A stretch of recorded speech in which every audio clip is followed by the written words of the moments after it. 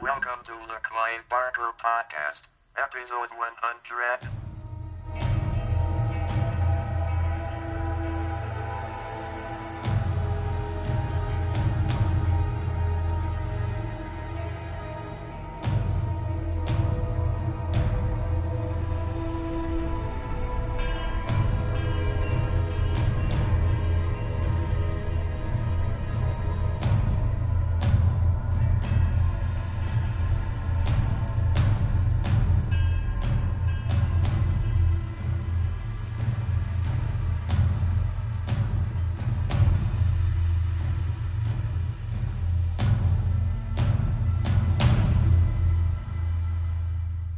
Oh, man, it's so exciting to be on episode 100 now. Yes. Okay, so here we are. We made it to episode 100. This is a celebratory episode for us. We've reached our 100th episode. Rob, do you remember which one you started with us on? I started on 84. 84. Okay, so you... that was the one Christine McCorkindale and Michael Flumides. Flumides, yeah. I was nervous as hell. Oh, and Jose was out for that one. Yeah, he was out of town. You were moving. Yeah, I think I was... That's right, I was moving? Yeah, I think so, yeah. Either moving or you were like out on a family vacation trip. I think I was in Las Vegas or something like that. Oh. Yeah, it was something like that. And that was one that we had to do. It's like, if you want to do it, it's got to be today. So we was like, oh, well, okay, but Jose's not going to be able to make it. Wow, 100 episodes. That's wild. That's wild. We started this in January of 2012, and my gosh. Yeah, and I was planning it about 6 months before that in 2011, basically right after Texas Frightmare weekend in 2011. I kind of got the idea, sitting in the hotel room by myself.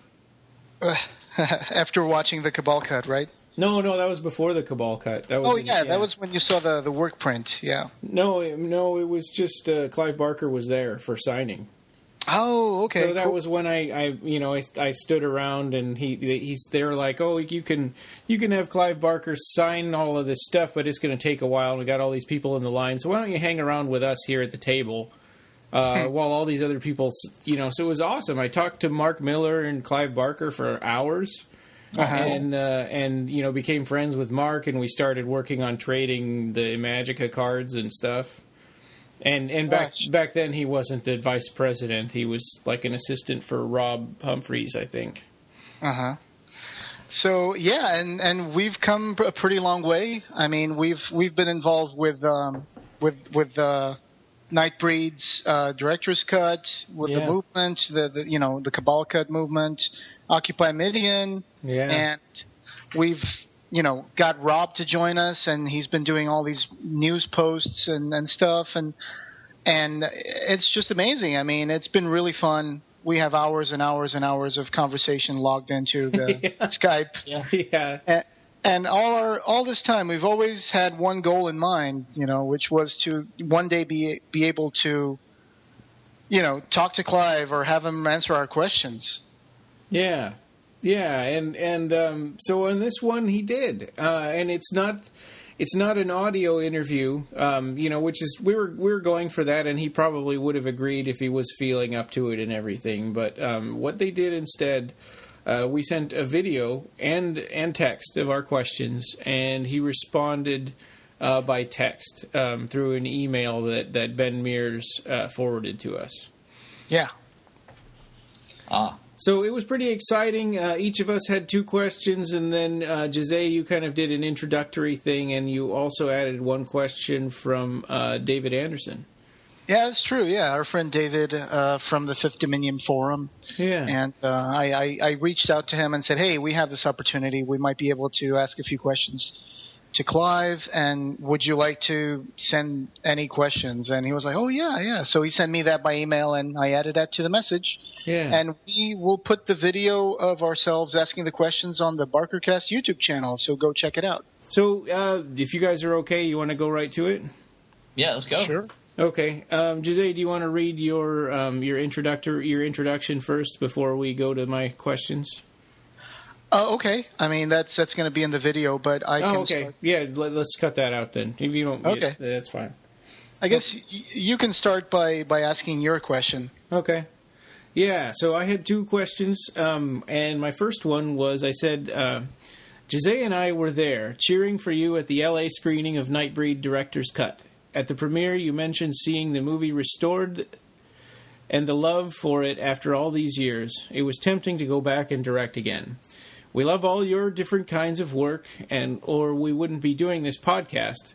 But my question is, do you miss the collaborative art like plays and movies? So Clive Barker's answer was, firstly, my sincerest gratitude that you were cheering for Nightbreed. Hearing the audience, quite frankly, erupt with applause when the credits rolled brought tears to my eyes and mended a hole that had been there in my heart for 25 years. Yes, I do miss film very much, and I have every intention of returning to it someday. Truly, though, with myself, Mark, and Ben, what myself, Mark, and Ben do at Seraphim are all collaborative efforts. So when you ask if I miss the collaborative arts, the answer is no, because I'm always collaborating. That's one of those things that made me feel a little embarrassed. Because that's an obvious point that I missed. He is collaborating, and I think I think I meant movies in mostly. Yeah, but that's what I got from your question. Yeah, and I that kind of made me feel a little bit like my my experience when I was telling him how bad everybody felt about Midnight Meat Train. And he's like, you feel bad. Yeah. But for example, when he paints, I think that's a very personal form of artwork that he does. So yeah. I don't think your question was that embarrassing in terms of... not at all. Because when he paints, I mean, he locks himself up in the studio and he just paints until he's exhausted and goes to sleep. So... I mean, in that sense, he's always collaborating, but when he's creating art, like, painted art, for example, I don't think he's really collaborating. He's more like translating his, subconscious imagination and onto the canvas. So yeah, and we always got the feeling that there wasn't a lot of editing done. Like he was pretty much in control of his books, also. Sure. Yeah. Sure. He also had always people who would, translate his scribblings into, typing it up, editing it. Then the editor would have to give him some suggestions about this and that. So in that form, it is a little collaborative there. But yeah, I mean, it's much easier to make a chapter that takes place in like a fantastic place than to actually film a scene that takes place in a fantastic place. Yeah, because you have to build the sets, you have to. Have CGI, or you have to have the actors and direct them and tell them where you want them to be and all that stuff. So, yeah, I understand you meant more the movies. And yeah. Well, and when you're using other people's money, then you're subject to their opinions on the way things should be made. Oh, yeah, that too. Yeah. But collaborative, I mean, in the like we've been watching Leviathan and hearing all the cast and crew's stories about the way it went and how much fun and how exciting everything was making Hellraiser and Hellraiser 2.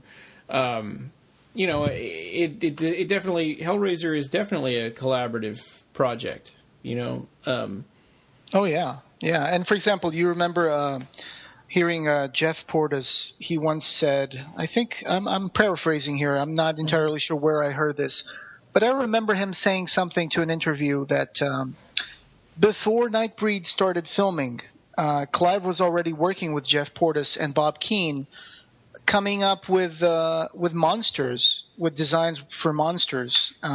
Even when he was, I think, still working on the novel Cabal. Yeah. So he already had some ideas that he wanted to run past Jeff and Bob for Nightbreed that would translate into film. So yeah, I mean, there's always the collaboration going on there. And I think that's probably what he wanted to be like with Green Man and Rawhead Rex and stuff, and they're just like, no, we're making our own design. Well, I was reading I was reading the Dark Fantastic where they say Clive likes to just keep going. Mm-hmm. His projects. So sometimes he might not even finish some, and just let's go to something else. Yeah. So he's very what do you call it? What's the term?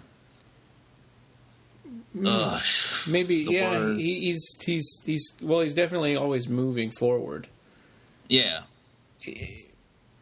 Yeah, I mean it's amazing that Abarat has been so I didn't realize that was 13 years he's been working on that. I read that earlier today. But compared to like the books of the art, those books are pretty close together in time. Compared to the books of the art, because number 3 still hasn't come out, and since the first one was made in like 88. Yeah. Yeah. He's spontaneous, is what I want to say. Yeah. There you go. Yeah. I mean, he follows his muse, or if a new idea comes to his head, he'll go with it. It's interesting because when I met Russell Charrington in California during one of the Cabal Cuts screenings, Russell was kind enough to offer me a DVD of one of his short films that he did once. I think it was called The Devil Is Due. Yeah.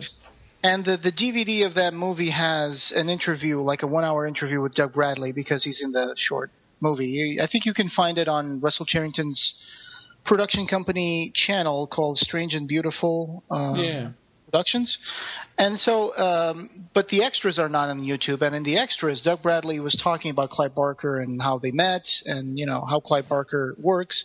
And I particularly remember something that Rob was bringing up from the Dark Fantastic, which is Doug Bradley was explaining how Clive Barker, once he does something, once he creates like a story, he doesn't want to delve too long in that story, which is one of the reasons why I think I'm fascinated with how long he's been working on Abarat.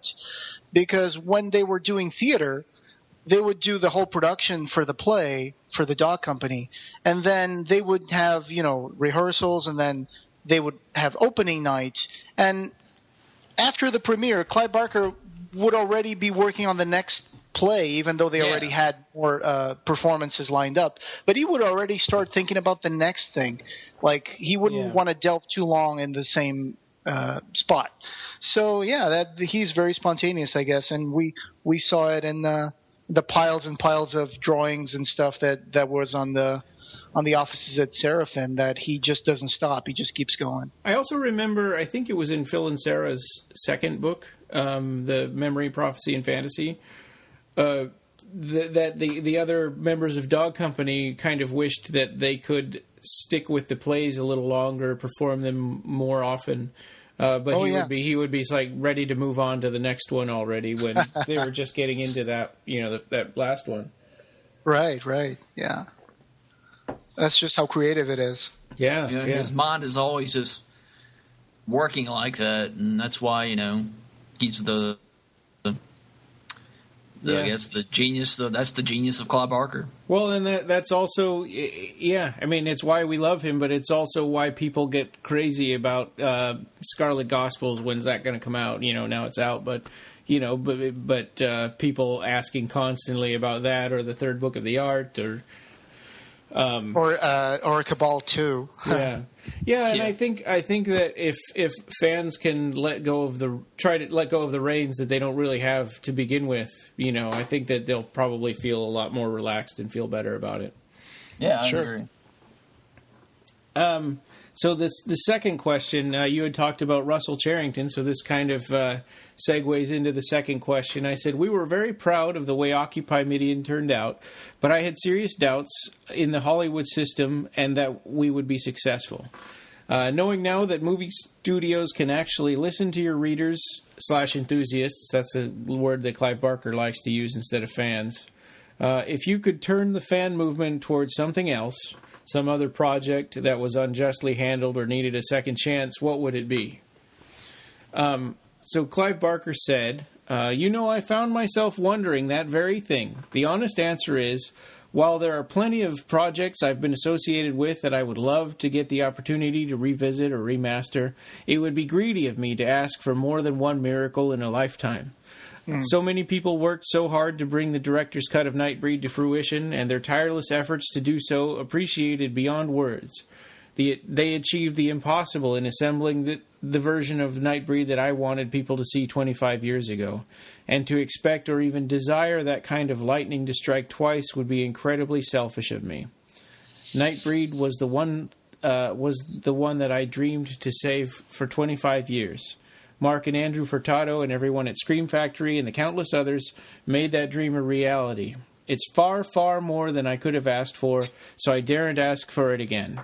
My real hope now is that, now that it has been proven with Nightbreed that such a large-scale rescue can be achieved, is that other artists who have felt that their work have been compromised may now have a method of bringing their original visions to the world. There you go. So that was nice, and that was that question. I think I asked mainly because I was looking for a direction for Occupy Midian, and I was kind of hoping that we could do this kind of a thing again. It was so exciting, and it was really time consuming, but just to be able to to see an actual result of all the work that we had put in. I wanted to be able to do that again, and I think that's kind of what. Yeah. I don't, but I think I brought this up before, which is I honestly don't really see any other projects that need rescuing as bad as Nightbreed did. No, not as bad. And I was thinking, we talked for a while about like, hey, make a Blu-ray of Lord of Illusions, and we were thinking maybe that would be the direction to go. And it's like Screen Factory's like, no, we got it. That's true. Yeah. I remember you brought that up to me and Roger when we were discussing the future of Occupy Midian several times. You were like, "Hey, maybe we can push for that Blu-ray." So, I mean, these last couple of years have been really awesome for Clive Barker projects and little books and all these things that have been coming out. For years, there were a few crossing the desert years for Clive Barker fans, but I think now. Mm-hmm. You can't even keep up with all the stuff that's coming out. Yeah, that's true. I'm not. As we're recording this, I can't remember if you can pre-order the body book or not. You can't. I think you can. Yeah. No, that's just for the. For the book club, and that's actually about to end. It's only for people that have signed up for. Or you pay a monthly fee to, was it Dark Regions? Dark Regions Press. Yeah, but they've not put out a advanced pre-order. Okay. Yeah. So an actual pre-order for everybody's not been up yet. I don't even know how much that costs. So I'd like to get more info on that because I want to get that. Yeah, but I guess just bringing that back around. Can you guys think of anything that you wish was different, or wish that had a chance to get remastered or director's cut? I mean, you can't. Bloodline. There you go. Yeah. Well, whose cut is that then? That's Kevin Yeager's. He shot. I know. There's a 112-minute cut out there. Footage is probably out there somewhere. If they can find the Nightbreed footage after 25 years, they can find footage of that. Yeah, and it's not even been nowhere near. Yeah, and you need somebody to you would need Kevin Yeager to care about it. The problem with that idea, I think, and I may be wrong, of course, but I think that those early so-called director cuts of Kevin Yeager were still very incomplete. Like they would still need, they would still need pickups and second unit and effects shots, and it would be impossible at this point to complete those things that are missing. Yeah, it would be nice to see them as a work print. Extra or something, but I don't really believe that it would be possible to construct. Well, could they do something like a movie? It would be cool to see like Alien 3, where they made that. Could they do something like that where David Fincher really didn't? He wasn't involved, but he gave them their blessing. Let's say the footage that they did work, finished it because the work print is missing a lot of mainly the effects work, right? A lot of deaths, and they did finish a lot of that for the release version. So, not course, maybe yeah, make with a director's cut, but some kind of cut that would get his as close as it can to be to that original script. Well, and with Alien 3, that footage was rough VHS, but at least it was complete. It still it didn't say like in what was that with her back? I forget what it was. Insert effects here or something like that. You're talking about Angelique and the card player scene. Yeah, there were plenty of moments in the work print that are missing effects, and you see like title cards and stuff. Yeah. But you guys are talking about the assembly cut of Alien 3, right? Yeah. Yeah. Okay. Yeah, right. And it's got like the plot is totally different, and it's got those large animals hauling junk on the outside and on the planet. Well, if I was to mention what kind of project related to Clive Barker I would like to see get a good addition, this is probably going to get people mad at me, but in terms of movies, I would really like to see a good transfer, maybe like even a Blu-ray of Rawhead Rex. I would like to see if that was possible, because you're right. I think that's fair. Of course, Clive Barker would probably hate that. He wouldn't even want to see it. But I'm just curious, for the sake of curiosity. And I know that Clive Barker disowns that movie, and he doesn't even like the fact, the way they made the monster and all that stuff. Yeah. But I really wish that.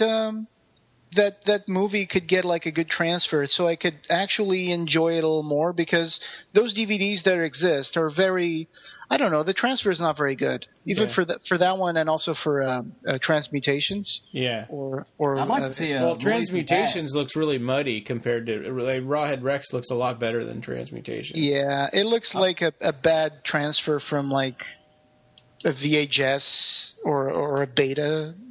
Source or something like that. I don't know. Yeah, I've never seen Transmutations, Jose. Is it any good? I mean, I read The Dark Fantastic, and it has this chapter about how...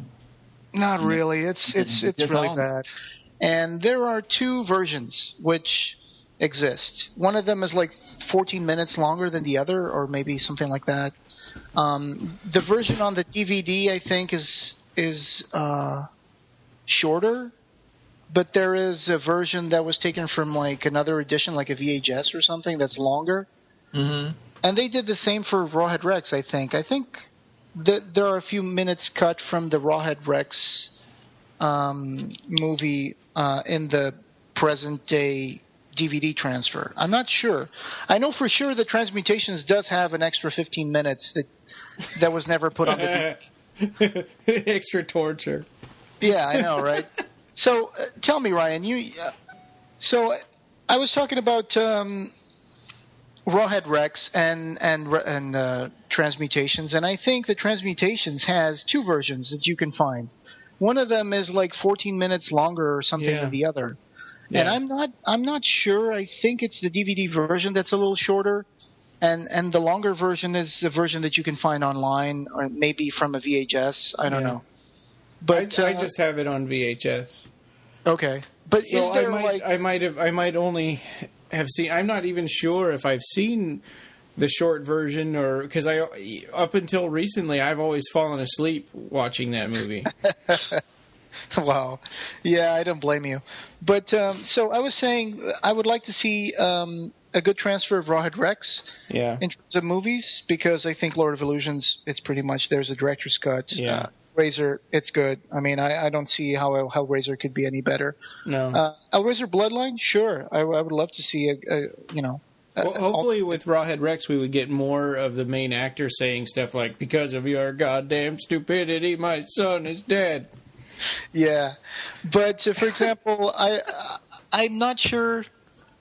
Is there anything I would like to see? An edition of more of Clive Barker's plays. I know that Phil and Sarah are working on something like that. That they would like to put more of his plays out, published. Like a third volume after Forms of Heaven and Incarnations, or you mean just start over and be more complete? Yeah, I'm not sure. I think I remember something about Revelations mentioning something that they would like to to be able to include some plays, maybe in those memory, prophecy, and fantasy books. Yeah. But don't quote me on that because. Yeah. Yeah, but I remember something about the possibility of more plays coming out. For example, I would love to read Secret Life of Cartoons, for example. Yeah. That's what I was going to say. I'd love to read that. I would love to play Clive Barker's Demonic, and I'd like to see it brought back and made as a downloadable title on Steam and Xbox Live and PlayStation Network and stuff like that. I mean, they can give up on making it a packaged box title because it's from the very beginning of the Xbox 360 was what it was developed for. But they could now at this point they could make it a download title. Well, it depends on exactly in what stage of the production they stopped, because I think it was pretty close to finished from what I remember. Really? Yeah, okay. I think they just didn't like it. That's a shame. Yeah. Because I know a lot of times they show footage in conferences like E3 and this and that, and they're showing, oh, this is the game that we're going to give you like next year. Mm-hmm. And then it turns out that it's pretty much rendered footage that they just put out sometimes, and they still have a lot to make. So I don't know what stage that would be in. But yeah, Demonic had a nice premise. Yeah, it was like a woman summoned a demon to get revenge from criminals, right? Yeah, and the demon sort of goes back and forth possessing different people and I think that's how you progress. I've never heard of that. That's really interesting. Yeah, I actually bought the Xbox 360 because of the rumor of Demonic coming out. And I kept watching the internet and like, oh, coming soon, and then eventually that just disappeared. That happens to a lot of games. Yeah, but then Jericho came out, so that made up for it. Yeah. But still, I mean, I'd love to see that, and especially, want to see the narrative direction that it took. I think that the tone is what's really cool about his earlier video games. Yeah. But going back to Clive Barker's answer that he said, he said that to expect or even desire that kind of lightning to strike twice would be incredibly selfish of me. I know this is Clive Barker talking, but I would just like to say I don't think that would be selfish at all. I think the fans would really appreciate it because it's for everybody. It's for everybody, right? I mean, when these things get restored and brought out there, I mean, they have a whole audience that loves this stuff, and they would be like, "Oh my God, really?" That would just be amazing. And at least, Nightbreed was the one that we had a chance of being recovered, and so. Yeah. Really, really good job for everyone involved. That was the holy grail for Clive Barker movies. I mean, that was really the only one that was really screwed up. And the Saturn Award is now on the table of awards back at Seraphim. So. Yeah. So I have one more thing. I think that Sicko would be upset if I didn't mention the Jump Tribe. That thing really was sort of shot down before it got a chance to get going.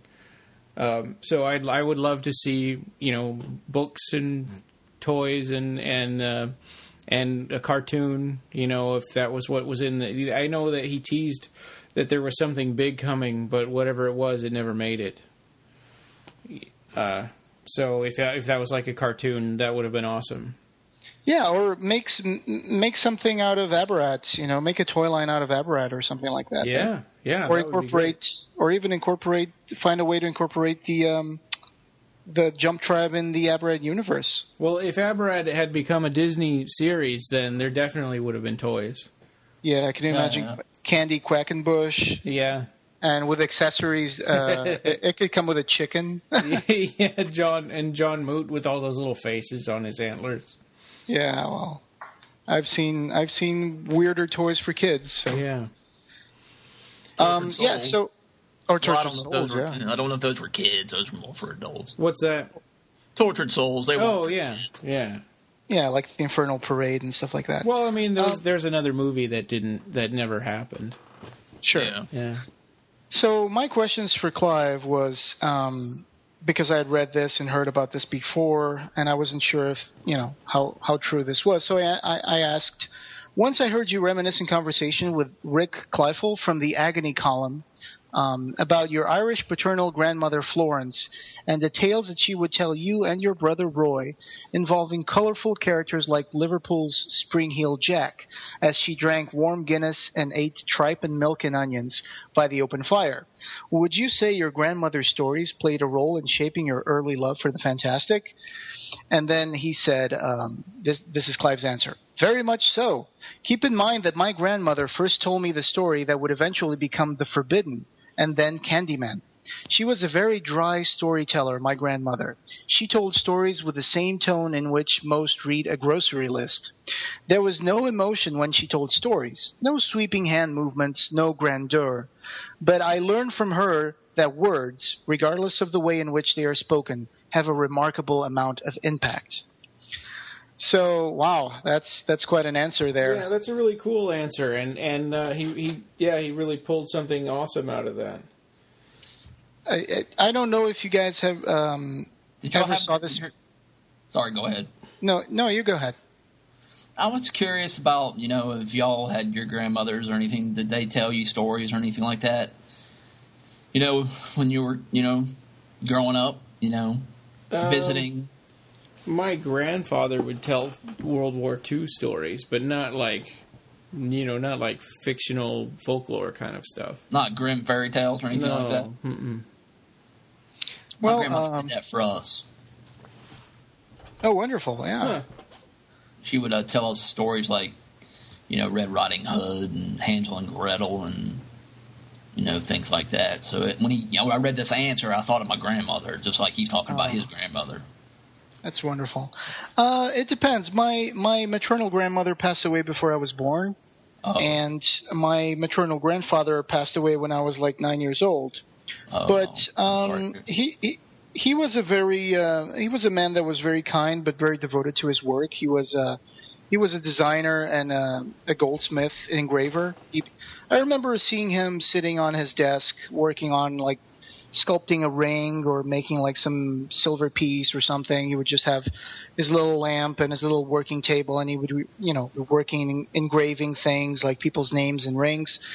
And he was very kind. I don't really remember him telling a lot of stories to me. I remember him pretty much just sitting me on his knee and just, talking to me and asking me how I've been doing and stuff like that, and buying me pastries and stuff. My paternal grandparents were farm people. They were very cut and dry. They weren't the kind that would tell you stories. Like, they once put like some vegetables in my shoe in Christmas to show me that toys were superfluous, and yeah, they were like, "You can't eat toys here. At least you got some vegetables." Well, of course, they gave money to my parents to buy some sort of like gift, but yeah, they weren't exactly the kind that would sit me on their knee and tell me stories. I mean, my grandfather was a carpenter. And my grandmother was pretty much – they were very old when I was young. They were already very old because they – my parents had kids at a later age, and their parents had a bunch of kids. Like my dad had like 7 brothers. Wow. And so and he was one of the youngest. So yeah, I never really had that. I guess, I had my mother. My mother would tell me stories, bedtime stories and stuff like that. My dad was an immigrant, so he spent a lot of time in Canada during the year. But, I'm just giving a mini biography of myself. But there you go. So I guess I always, pursued stories on my own, mostly. So I became very fascinated with books from a tender age, and that's why I would just buy books, secondhand books and stuff, and just read them. That's how I came up with, knowing Clive Barker. TV books, comic books. That's how I got my stories when I was young. Okay. I think that this thing, what he's saying about words being powerful, was really interesting. And I think that we even see it manifest in some of his stories that people have magic words or will say words that make things actually physically happen. Yeah, well, when you think about it, when you read a story about magic and people cast a spell, Yeah. You know, where does the word spell comes from? You know, spelling. You know, when you summon someone or you make a spell, you mention their name. That's how you summon them. Yeah. So a spell is basically words. So that's how magic is made. It's through words and spellings, incantations, recitations. Very, you know, very strict. What's the word for that? Very strict rituals and, you know, pronunciation. So words are very important. Words are magical in a way. Yeah. So in that respect, you could say books are magic. I mean, and people like to call Clive Barker the maestro. So, you know, after Imagica, of course. Do you all remember a story that was posted online in the old time when, in the old time, maybe 5 years ago? When was Midnight Meat Train, the movie? 2008. Yeah. Okay, so 7 years ago. I remember there was a video on Google Videos. It wasn't even YouTube, even though I think YouTube existed, but it was starting up. But there was Google Videos. And I remember coming across a video of someone that had uploaded from a conference or a convention where Clive Barker was talking about Midnight Meat Train. And he mentioned the story about the whale meat. And I don't think that this video is still out there. I've been looking for it for a few months, and I haven't been able to find it because Google Videos doesn't exist anymore. But it was a video where he told a story about his grandmother. I'm not sure if this is the same. I'm guessing it might be. But during the war, there wasn't a lot of meat available, and so I think the council was giving some people pieces of frozen whale meat. Oh, wow. And so his grandmother came home with a piece of frozen whale meat once, and the person who gave her that told her, you should put this on top of your stove, turn on a couple of burners, and let it thaw off, and then you can cut it and cook it. And so she did that, and the meat started thawing, and all of a sudden she went outside of the kitchen for a while or something. Then when she came back, there was this horrible stench, and the meat started to throb and pulse. And so it was horrible. And she went back to the person who gave her the meat, and they said, "Oh, I'm very sorry. Sometimes when we cut these pieces of whale meat, sometimes there's a tumor." And so I'm thinking that what happened was you may have gotten a tumor in your piece of meat, and then Clive Barker ended the question saying, and then the man asked, "How did it taste?" Oh Lord! So obviously she didn't eat the meat; she threw it away. But that was one of the stories that he had in his mind about his grandmother that he told, and I'm just paraphrasing it now because I think it's significant. But, so I can imagine Clive Barker being a kid and his grandma telling him about that and, explaining how the meat would start stinking and throbbing and stuff. So, like a tumor coming to life like in the Son of Celluloid. Yeah, there you go. Yeah. And I wish I knew what story his grandmother told him to inspire the Forbidden. I'd like to know that too. Yeah. It would have to be about some sort of imaginary character that would come to life, I guess.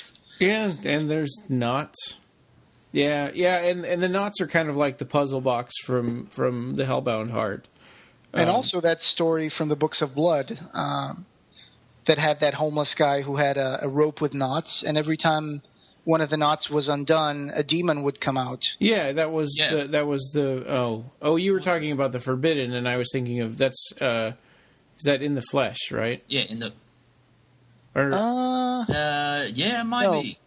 In the Flesh is the one with the prison, right? The prison story. Is it the Inhuman Condition? The Inhuman Condition. Yeah, that's okay. That's the one. Yeah. Okay, so my second question to Clive was about Liverpool, since he grew up there and he was born there. So I asked him, Liverpool was described by Carl Jung as a dirty, sooty city, but also as the pool of life, being a port on the Mersey River full of ships and consequently sailors. I've heard that your paternal grandfather was a sailor and sailed to the Far East. Is it true that he brought back some Japanese puzzle boxes from his travels and that these influenced your ideas for Hellraiser's Lament configuration box? And so Clive Barker answered, yes, that is entirely true. I remember that puzzle box sitting on the mantel in my home in Liverpool. Even after I had solved it and seen that there was nothing inside, my imagination ran wild with the possibilities of what could have been there. So, I guess that was one of the inspirations for Hellraiser right there. Yeah, well, and it's interesting that the obsession of opening the box, or the obsession of untying the knots, and that the magic sort of starts working and helping you along, and I think even in the Scarlet Gospels, the box like would put a spell on you and you couldn't stop yourself. Yeah, really interesting that, and I just kind of wonder how obsessed he was with getting the box open. That made him think about that, and think about like, what if there's some bad consequence or. Sure, even Harry D'Amour was not invulnerable to the effects of the box. Yeah, right. And then the Ryan character from the end of and Jose. From the end of the book. Yeah. Well, I just ran out the door. Right. Oh, that's right. As soon as somebody said Teufelsprache, you were out of there. Yeah. Well, not me, but the character Armando. Yes. But so fascinating, because I've looked for these boxes, which actually Chinese puzzle box is kind of a misnomer. They're really from Japan, and so these boxes, you might have seen some of them online. I'm not sure, but they're very well crafted with inlaid pieces of wood of different colors, and it takes it takes some craftsmanship to make one of those boxes, and then you have to like slide one piece there, and then push another piece up, and then slide another piece to the side, and push another piece up. And some can be really, really complicated to open. Some can have a lot of moves required to open them. These puzzle boxes originated from the Hakone region of Japan on the turn of the 19th century. And usually their real name is Himitsu Baku, which I think means secret box.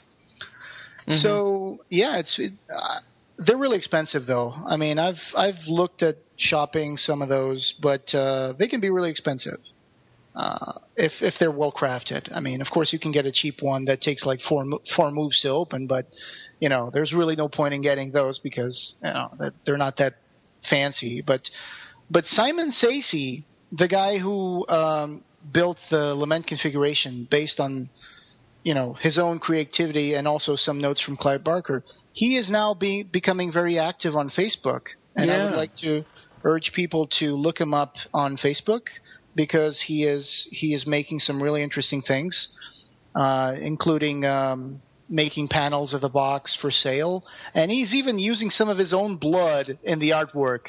So that is pretty extreme. That is really putting his own blood into his work. So yeah, that's awesome.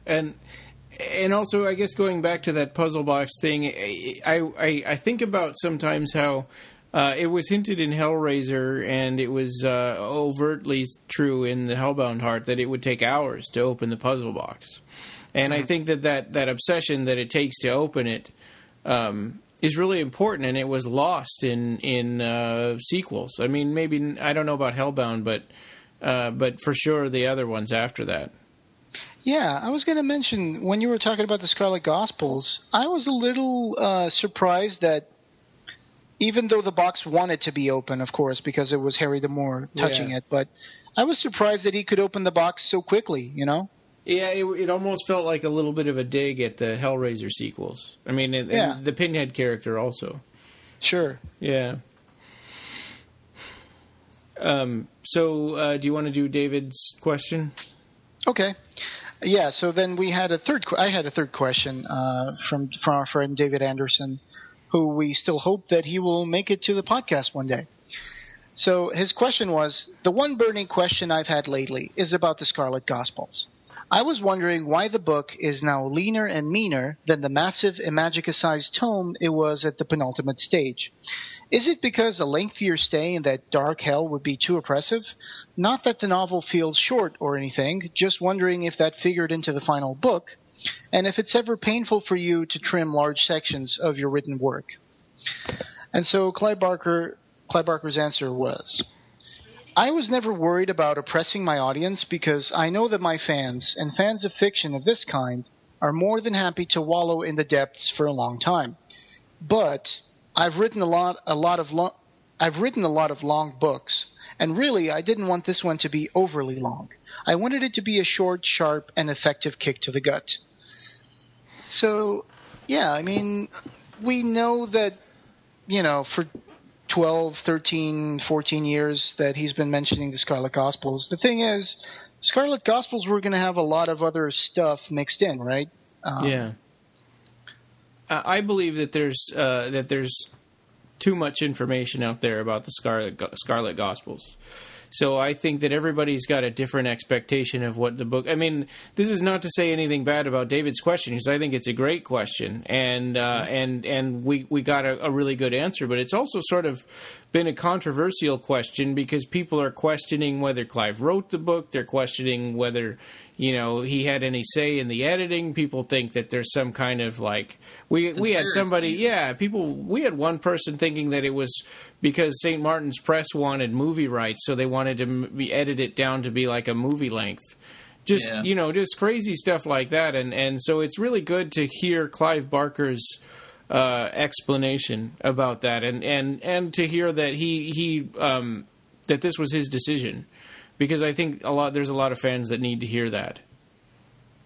I've seen a lot of people taking little, which I think immatures, people taking shots at Mark Miller for saying that he, had something to do with it, or that he ruined the book. That's Well, I think he didn't write it. He was just helping Clive edit it. I mean, Clive had the final say on what the book should be. Sure, yeah. I think that's just because his name is out there as being an editor of the book for a while. I remember when the news came out, Clive Barker said something like, okay, well, Clive, I'd like to announce that, or Revelation said that we're trying to get the Scarlet Gospels complete, and so for that, we have handed over the manuscript to Mark Miller. And I think he got the manuscript from Rob Humphreys, who was the guy who actually was working in the early stages of when Clive was working on Aberrat 2 or 3, I think it was 3.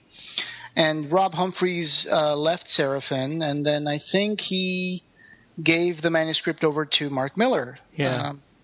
There was an interview about this in Revelations, but that interview has been taken down. Oh, really? So, yeah, I think so. And a lot of people had asked Mark what's going on with Scarlet Gospels, and even me, I think it was episode 8 of our podcast where I kind of pinned him down at the Mad Monster Party, the first screening of the Cabal cut. I had kind of pinned him down and said, hey, what's going on with Scarlet Gospels? And it was like, well, I'm 80% done with editing, but it's really slow going because of all the comic writing and stuff.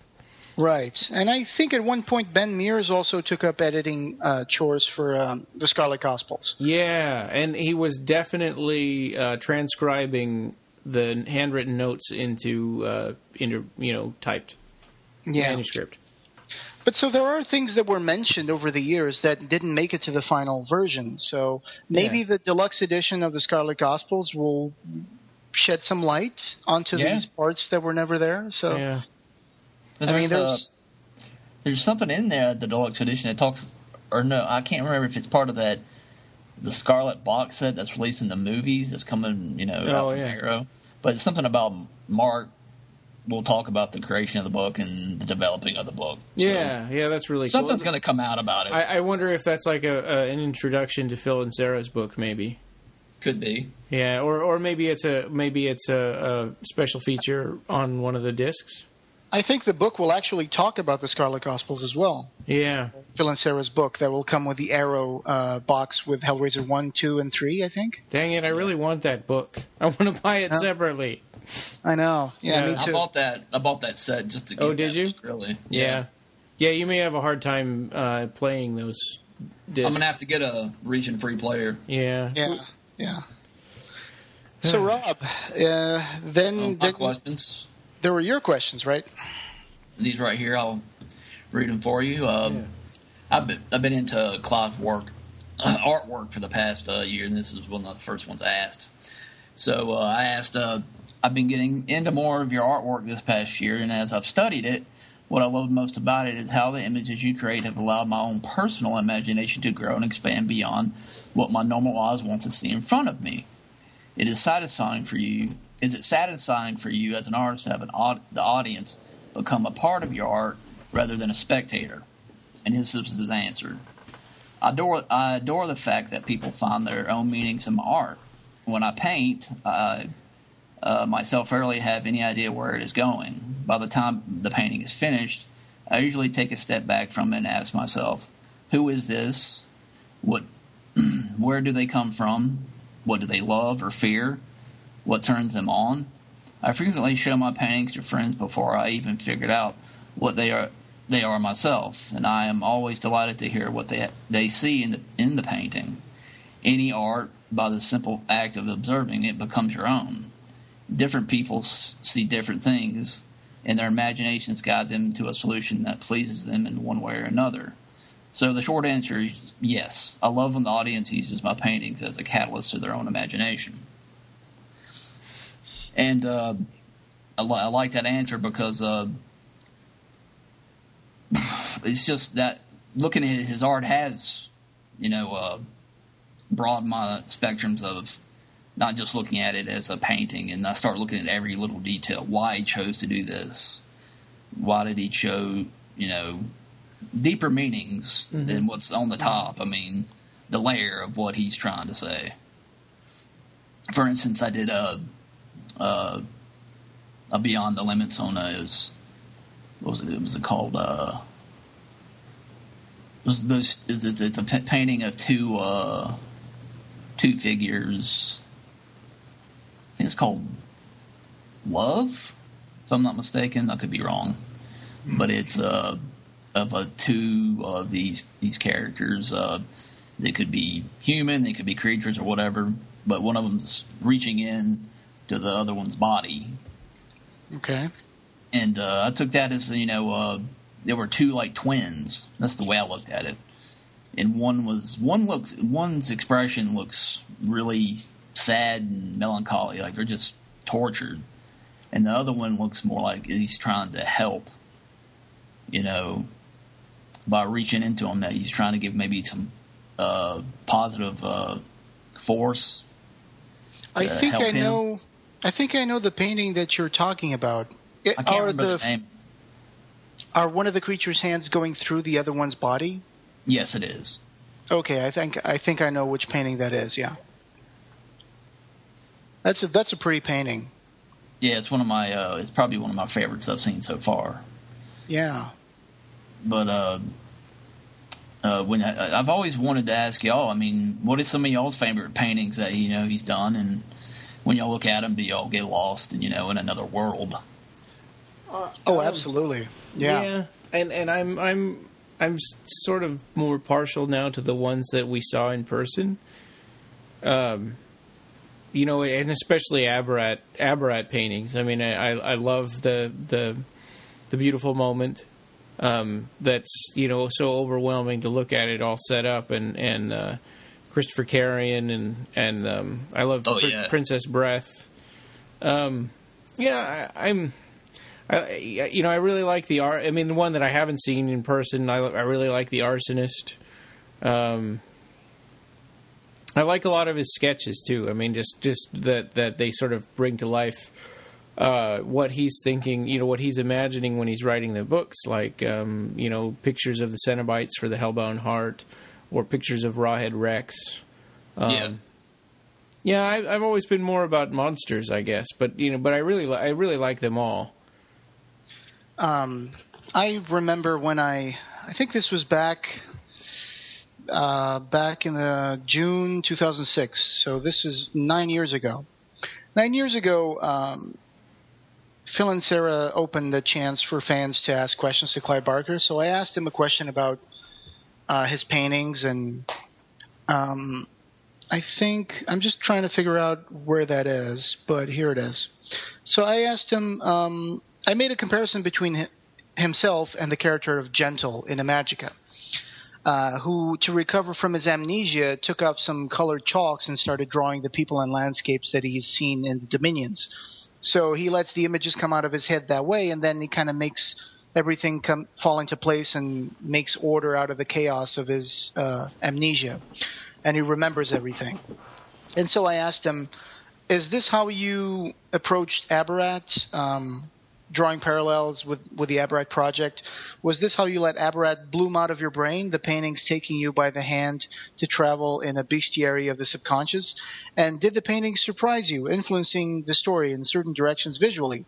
And part of his question about that, he said, do the paintings surprise me? Damn right they do. I'm producing pictures at quite a rate now, and I have the experience of going through paintings as they are taken away, and I say, take this away before I fuck with it. Just take it away. And I will not go to the gallery house for maybe a week or 10 days.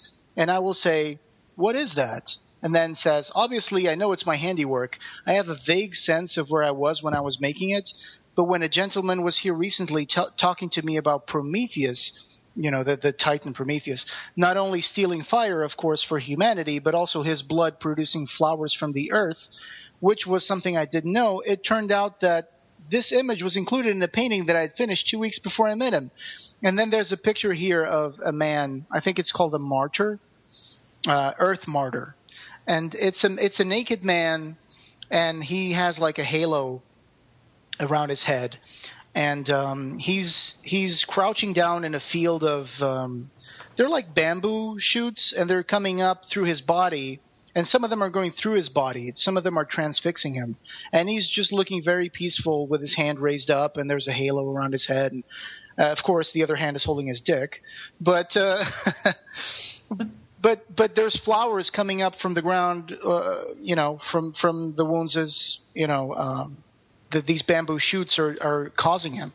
So sometimes, these things, they kind of fall into place almost mysteriously, and, people establish analogies to things that they know or myths that they believe in. And sometimes you look at a painting and you kind of do feel like you're walking through it into a new world, like you're looking through like a mirror into a vision of the world that belongs to the artist who did the painting. Mm-hmm. I think that's the nature of art, is to look at the world and then reinterpret it according to the artist's view of it, or the sensibilities, or whatever he's trying to bring out of the everyday things that we see, and dig out the magic behind it, like a flower. There's all these ways you can paint a flower, or even fruit, but there's all these artists that have made, tremendously different renditions of a bowl of fruit. So, yeah, I think it's fabulous. I mean, Clive Barker's paintings have always inspired me, and they definitely have a very particular style that you can immediately recognize that belongs to Clive Barker. Oh, yeah. Yeah. So, well, and what's interesting is that the paintings that he's done since are nothing like the paintings for like the Books of Blood cover. And he'll point at those if somebody asks, "Can you do like a more realistic, more photorealistic kind of painting?" And he'll say, "Yes, I can." I mean, you look at the Books of Blood covers, but he's got his own particular style, and this is more what he wants to do. Yeah, I mean, artists have changed their styles over the years. I mean, look at some of Picasso's early paintings. They're very, almost literal in a way, but then you look at the paintings he was doing 40 years later, and they're all like cubism and, two eyes on the same side of the face and all that. I guess people evolve their style, and sometimes going back, it's like, why would they want to go back? This is how they see their artwork now. This is how they like to depict the world. So I think Clive Barker uses these paintings not only as a catalyst to his own imagination, like you said in the answer, but also, of course, every artist wants an audience. So I guess he's really happy when other people use his paintings as a springboard to, their own fantasies. Yeah. I mean, you look at Abarat, and if you didn't read the book, if you just saw the paintings, our initial reaction is to come up with some sort of explanation to what is this, like there's a painting of, I'm not sure if this is in Aberrat 3, because I don't remember all the paintings in Aberrat 3, but there's a painting that he did for Aberrat that involves a woman, like a lady with a red dress, standing on a plane, and then there's these little tiny men dressed in white walking next to her, like these little tiny like gnomes. And I have no idea if this is going to be a character from Aberrat. I'm hoping it is. But when you look at something like that, you immediately start asking questions like, who are these little guys dressed in white? Yeah. Who is this lady? Is she their mistress? Are they related to her in some, So your mind starts trying to fill the blanks. Your brain doesn't like to not know what that is. Your brain always tries to come up with explanations. So I guess that's the engine of imagination in a way. Yeah. That's the perfect answer right there, Jose. You Yeah, took well, the words right out of my mouth, because that was exactly what I was thinking. There's I think I talked about... That painting was called, sorry, I don't mean to interrupt, but that painting was called Heartbreak. Oh, okay, gotcha. Oh, there you go. I think one of the creatures has like his hands on his face and is like crying, and the other one is putting his hands through their body or something. I think was he grabbing his heart? It's like he's gonna. I mean, it could be taken, like I said, in many different ways. It could be, it's like he's gonna. It could be ripping out something out of his heart. Mm-hmm. Yeah, sure. But that's the first question he asked. The second question was I asked was, in a lot of your stories, objects always seem to have a magical quality to them, like the box from Hellraiser or the carpet from Weave World. Why are objects given such power in your stories? Any answers? Because objects do have power. Think of your memories associated with objects in your very own home. Don't you own things that, just by the very act of looking at them, transport you into a vivid memories of how, why, and when you acquired them? I know I do. And as soon as I read that answer, I was like, I wanted to go look at some old past things that I'd found at antique shops. Like a family album. Mm-hmm. Things that had power, or just... Oh, yeah, yeah. Like a baby rattle I had when I was little. I mean, these things, do have power to them because there's memory and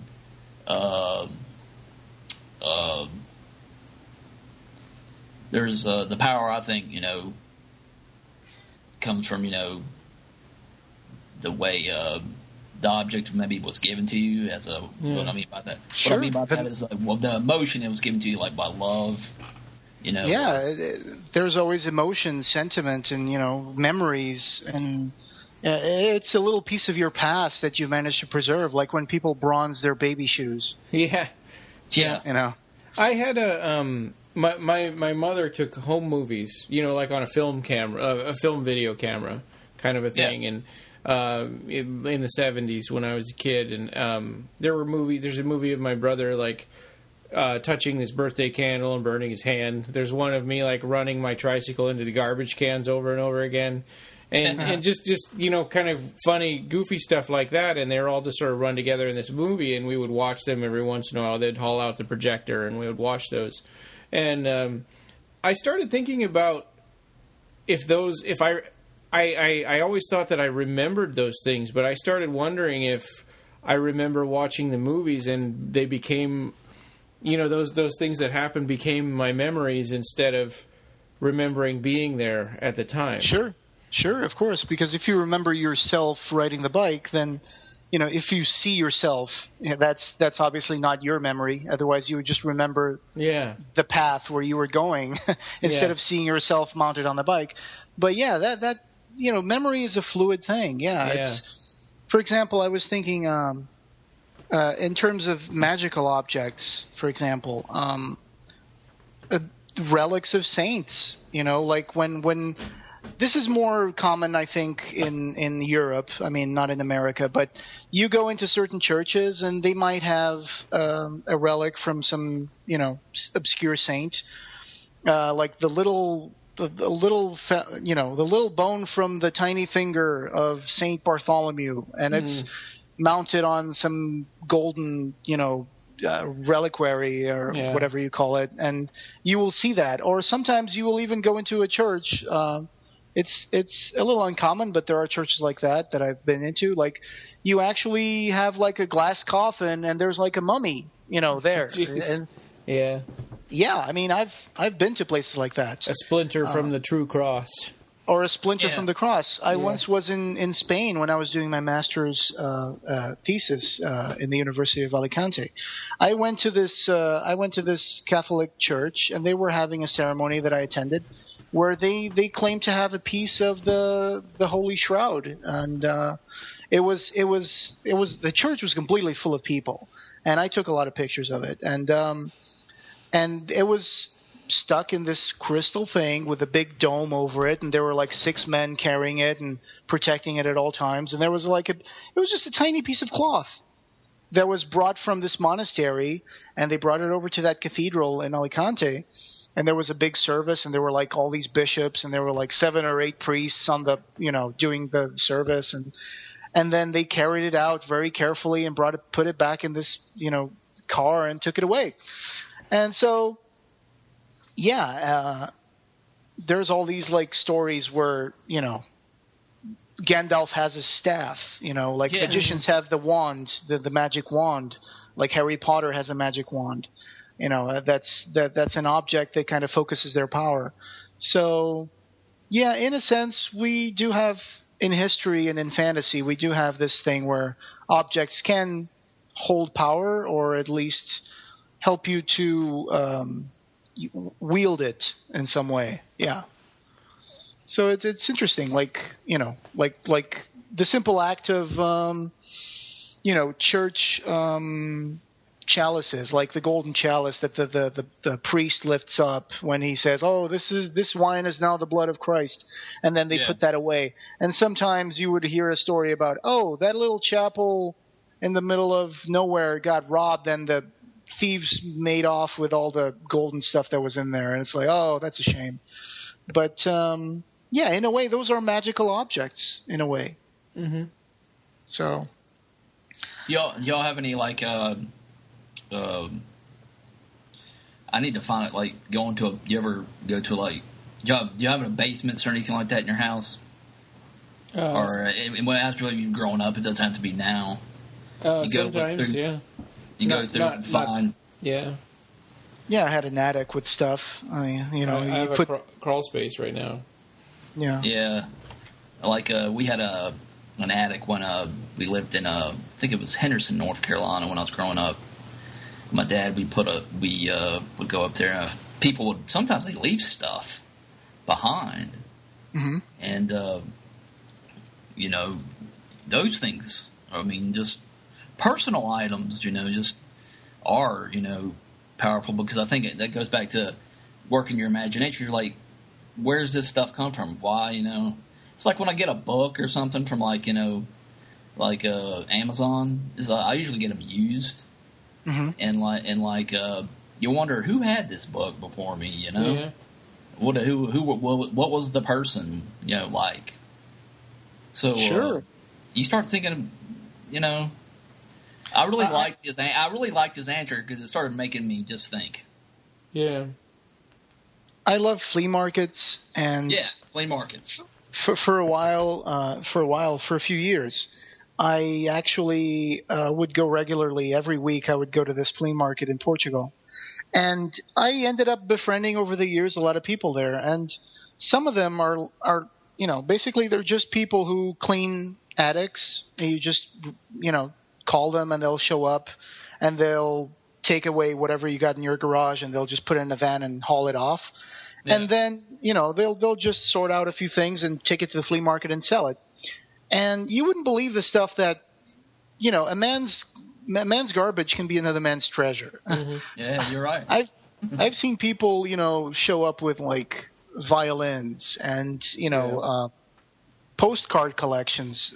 Sometimes there's even old photos in there, like the old sepia tone photos from, early 20th century, maybe late 19th century, and postcards, sometimes they have scribbled messages in the back, like, "Hey, I'm vacationing here in this wonderful beach. Wish you were here. Please tell Mother that I will bring her something." And then there's like the date scribbled in, and sometimes it's written in, when people used ink and it wasn't a pen, but just a metal tip with what do you call that in English? It's not a pen. It's not a fountain pen, but you would just dip it in the inkwell. Oh, and then quill. Right, a quill. Yeah. You can see that thing has been written with a quill and stuff. Oh, wow. And then it's signed like 12 July 1876, and you look at that postcard and you're like, holy moly, this thing is like 130 years old, and it's just fantastic. I love that idea that these objects are still around, even though the people who own them are completely gone. I mean, they don't even exist anymore. Well, and even like a computer. For me, I have a computer from 1987 in my sitting next to me right now. And it when I turn it on and play with it, it sort of brings me back to high school. Sure, and objects do have power, like Clive Barker said. Did you have the Nintendo Power Glove? No, I never got that. No, I didn't. Because then you would be playing with power. Yeah, like Freddy Krueger. Do you remember the Nintendo Power commercial? Yeah, Yes. I remember that. Yeah. Yeah. I subscribed to the magazine they used to have called Nintendo Power, and Oh boy, yeah. they had a cartoon about Nintendo. Was like part of my childhood, so Sure. and the movie. I'm sure y'all grew up with the movie Wizard with Fred Savage.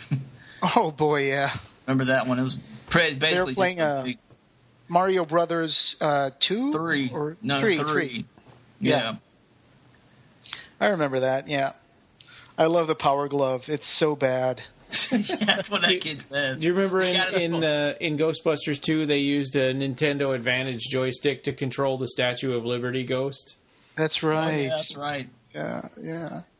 But yeah, so objects do have power, and they can transport you to all these places. Just grab an old photo album and look at pictures of yourself when you were a kid. Good times. Definitely. Yeah, it seems like when you hit 40, then that happens a lot more. At least for me. Yeah.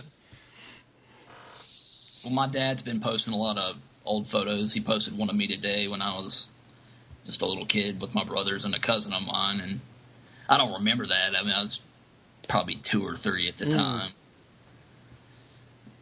But yeah, definitely, made me think of who was I at that time in my life, and it's a piece of history of me. So yeah, true. Yeah.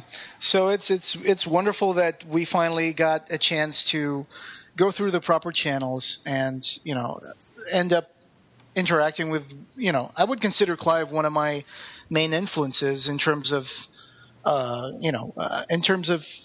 imagination.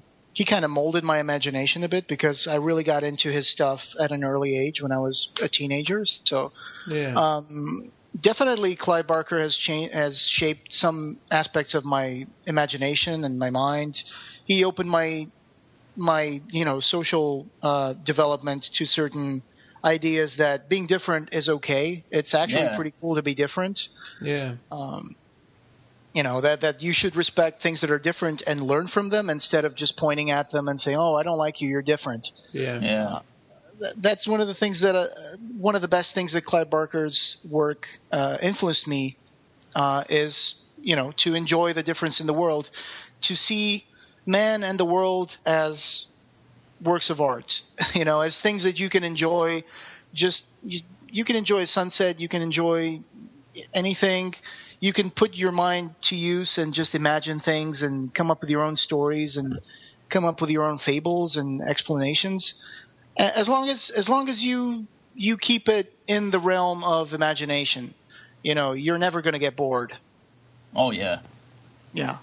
That he's definitely after I began reading his stuff again this year is, like you said, he's made me see the world differently, opened my eyes up to things that, especially in the world of fantasy and stuff like that. Yeah. And my imagination is just, said it can go anywhere. It doesn't have to have any kind of, you don't have to, just stop at this point. Keep going and keep developing whatever, Yeah, keep pushing the envelope and keep pushing it. Yeah. And I think that the movies might be more fleeting, but the books. I mean, I don't know what kind of a person I would be if I had never, read Clive Barker's books.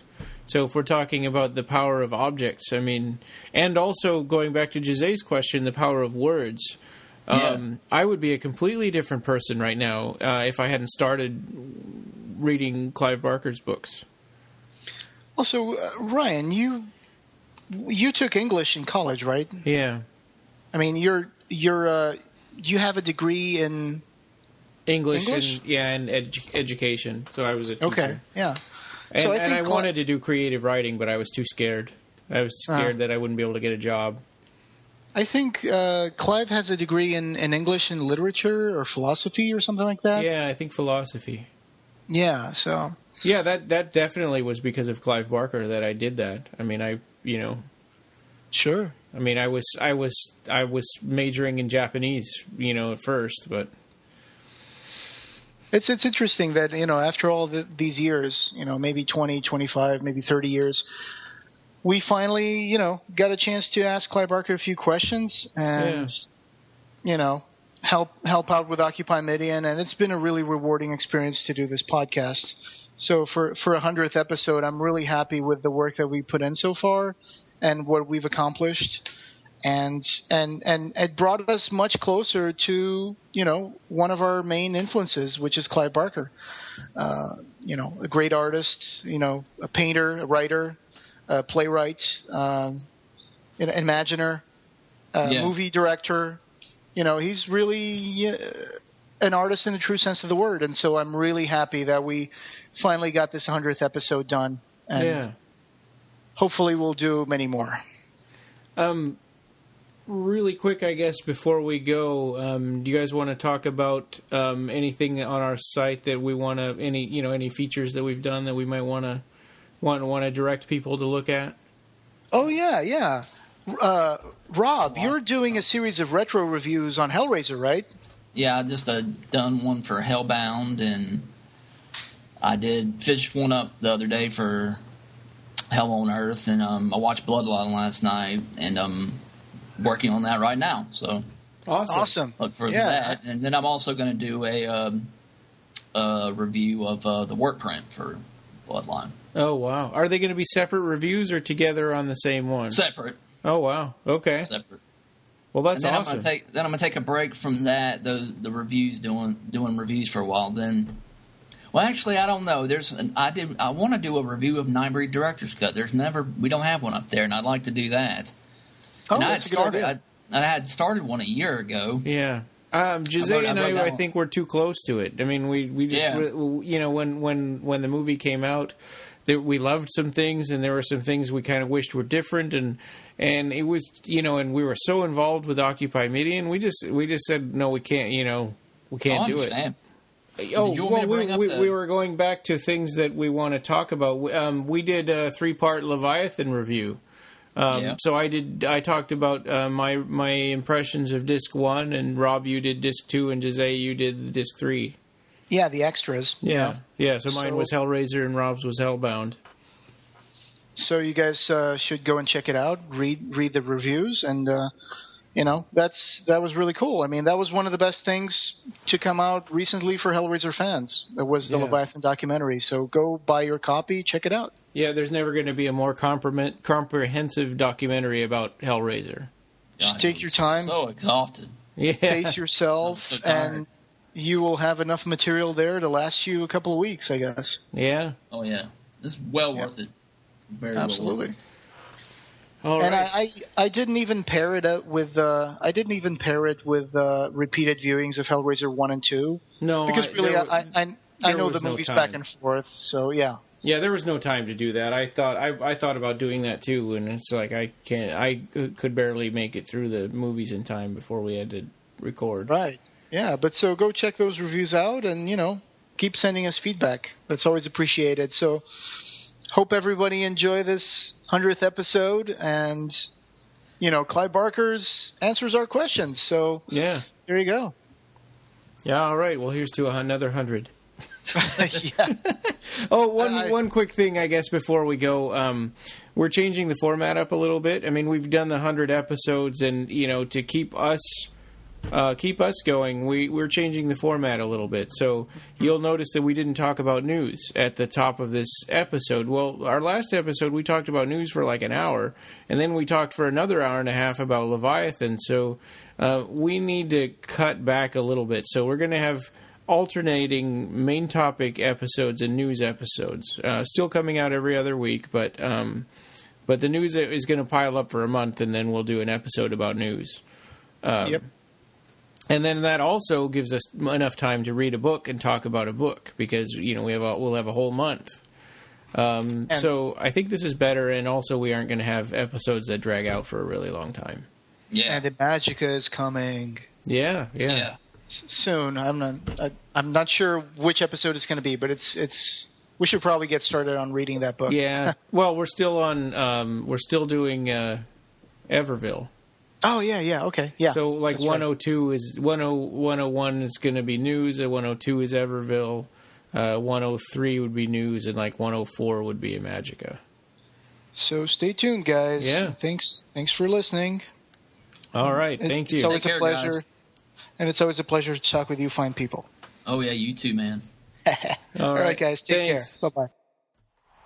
The Clive Barker Podcast, or BarkerCast, is an independent editorial fan site and podcast that is not affiliated with or under contract by Clive Barker or Seraphim Films. This podcast and site are a labor of love by the fans for the fans. News, features, and show notes for this episode can be found at www.clivebarkercast.com. Go to iTunes and please leave us a review. Reviews really help us get the word out about Clive Barker. You can also find us on Podomatic, Xbox Music Store, TuneIn Radio, Stitcher, Double Twist, BlackBerry, and Pocket Cast. We have a Facebook page, so come on and like our Facebook page and join the Occupy Midian group for lots of discussion about Nightbreed and other Clive Barker stuff. On Twitter, we're at BarkerCast and at Occupy Midian. Opening theme by Mark Buckle.